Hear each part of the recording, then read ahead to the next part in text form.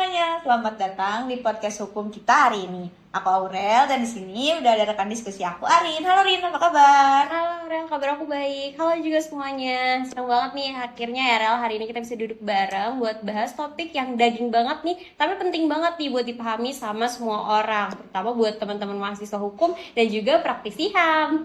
Nah, bener banget nih Rin, hari ini kita bakal membedah dua pilar utama dari hak asasi manusia internasional. Yang pertama itu ada ICCPR, yaitu adalah hak sipil politik. Dan yang kedua itu ada ICESCR, yaitu hak ekonomi, sosial, dan budaya.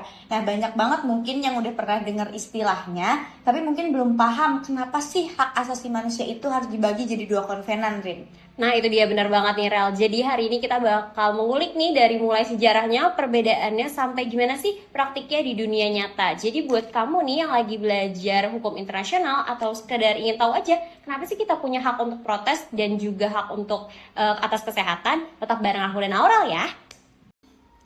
Oke Rin, nah kita akan melakukan deep dive nih ke dalam dua dokumen paling sakral di dalam sejarah HAM internasional setelah Deklarasi Universal HAM pada tahun 1948, yaitu ICCPR dan juga ICSCR, Rin.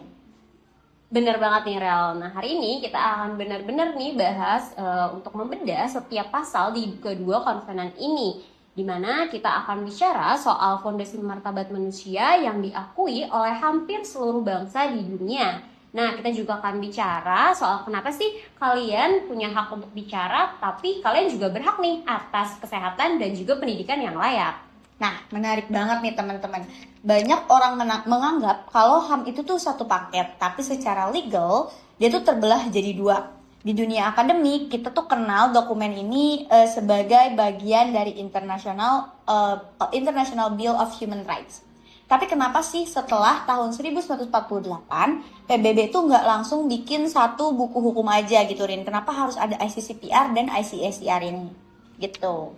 Nah itu Rel yang harus kita luruskan sejarahnya. Karena kalau kita lihat pemikiran awalnya Eleanor dan juga Rene Kevin saat merancang UDHR, sebenarnya ini tuh mereka pengen HAM itu satu aja nih Rel, seperti trinitas atau satu deklarasi, yang dimana artinya tuh adanya satu konvenan yang mengikat dan juga satu badan pengawas. Tapi dunia ini masuk ke era yang sangat gelap secara politik, yaitu ketika adanya era perang dingin nih Rel.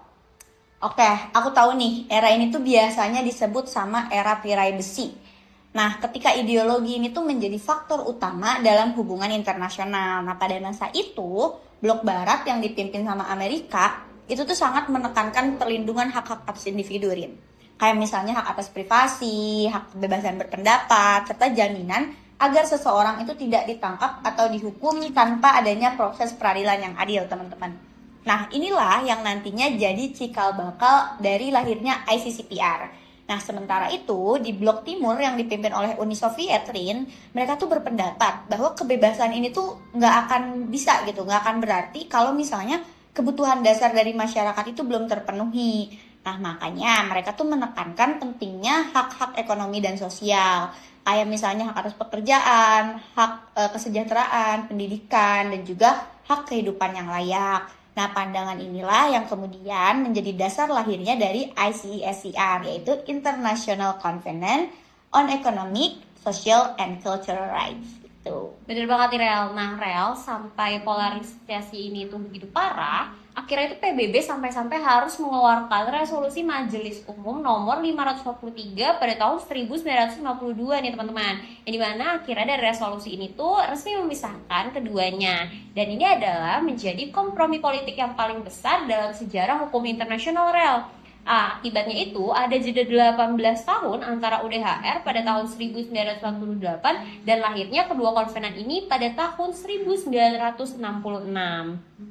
Nah, tapi Rin, meskipun mereka tuh berpisah jalan karena ideologi, ada satu pasal nih yang menjadi jembatan abadi di antara keduanya, yaitu pasal 1 yang bunyinya tuh sama persis di kedua konvenan tersebut, Rin. Betul banget nih Rel, di pasal 1 itu teman-teman mengatur tentang hak untuk menentukan nasib sendiri atau self-determination.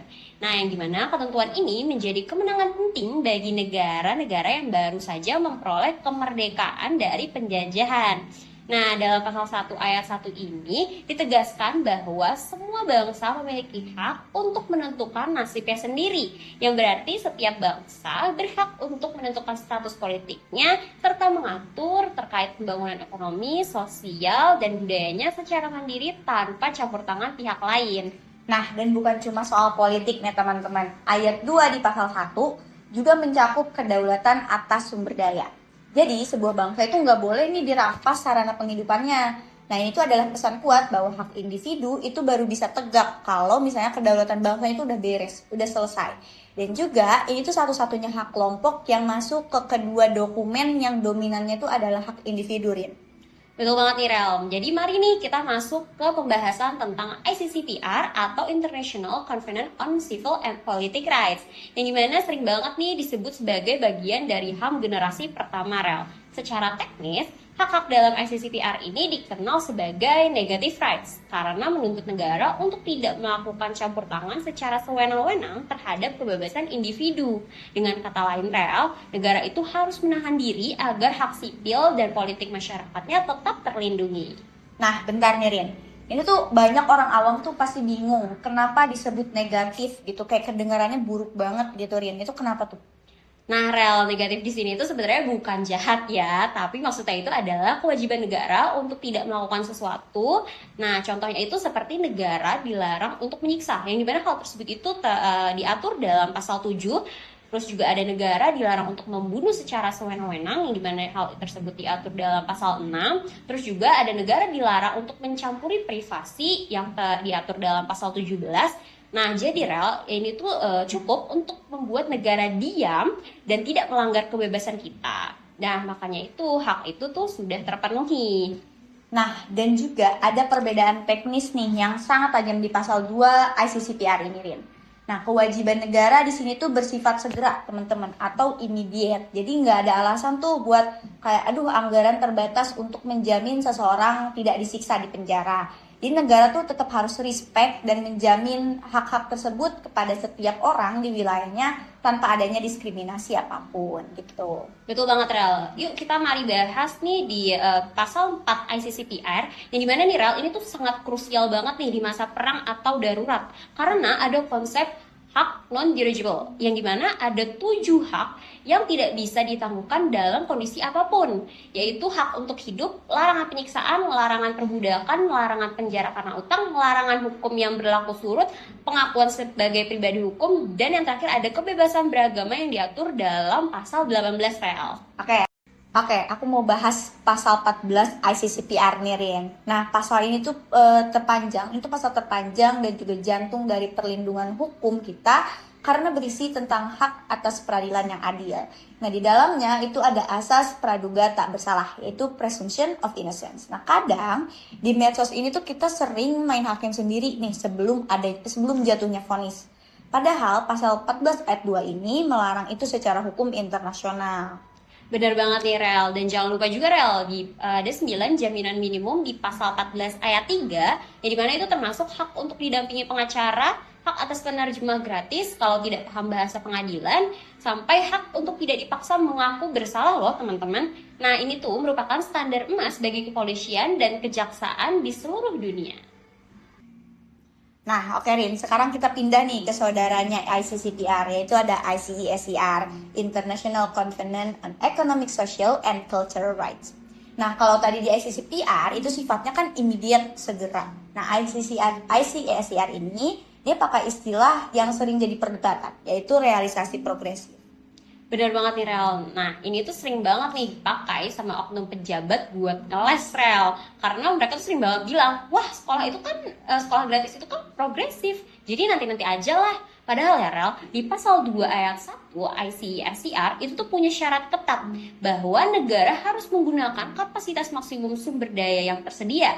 Artinya Rel, kalau negara punya duit tapi malah dipakai buat hal-hal yang nggak perlu banget, sementara angka kelaparan itu tinggi, nah itu tuh udah fix banget bisa dianggap untuk melanggar konvenan. Nah, betul banget. Dan juga Komite ECOSOC, yaitu SCESCR, itu sudah mengeluarkan General Comment nomor 3 nih Rin, yang bilang kalau misalnya ada kewajiban inti minimum atau minimum core obligation. Jadi, kalau misalnya standar kesehatan dan pangan itu tidak boleh ditunda dengan alasan progresif, teman-teman. Ada juga larangan retrogressive measures. Nah, jadi di sini tuh negara tidak boleh mengambil langkah mundur. Misal, sekolah udah gratis nih, tiba-tiba tahun depan disuruh bayar tanpa alasan yang sangat mendesak. Nah, itu juga merupakan pelanggaran, teman-teman.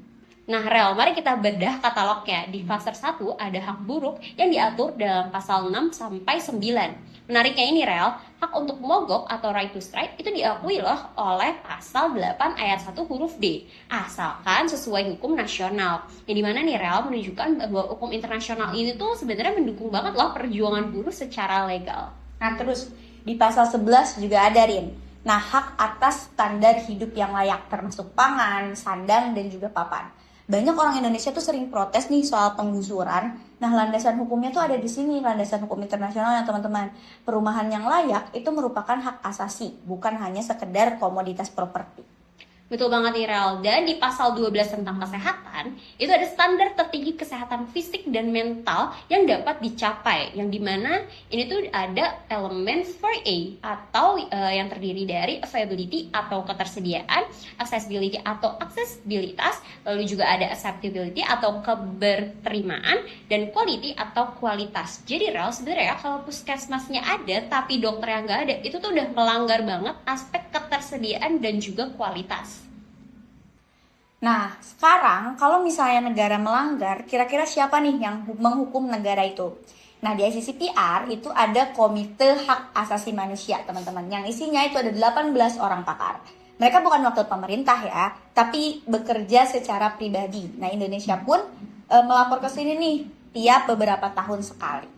Bener banget nih, Rel. Dan ada terobosan besar yang bernama Protokol Opsional Pertama ICCPR, yang dimana ini tuh merupakan jalur ekspres bagi individu yang merasa haknya itu dilanggar oleh negara. Jadi mereka tuh dapat langsung untuk melapor ke komite di Jenewa, asalkan upaya hukum di dalam negeri tersebut itu sudah habis, teman-teman. Nah, kemudian teman-teman, untuk ICESCR juga sekarang tuh dia udah punya protokol opsional yang serupa sejak tahun 2008 nih, Rin.